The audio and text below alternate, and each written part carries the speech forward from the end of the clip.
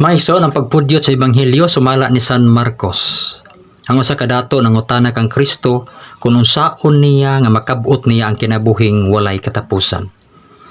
Ang pagpudyot sa Ebanghelyo mga igsoon, ngano nga angayan man kitang mag-amping sa kalibutanong bahandi. Adunay panlutihon nga nag-ingon, wealth is like sea water. The more we drink, the tastier we become. Ang bahandi dili makatagbaw.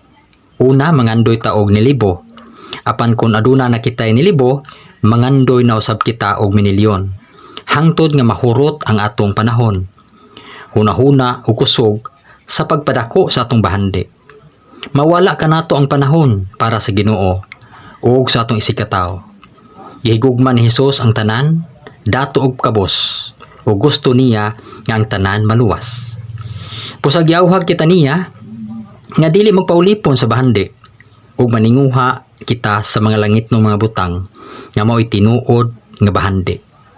Tinuod ang giingon nga si Billy Graham. When wealth is lost, nothing is lost. When health is lost, something is lost. When character is lost, all is lost. So maigsoon mo ka na ang pagpamudiyot sa Ebanghelyo karong adlaw nagibase sa sulat ni San Mateo. Nining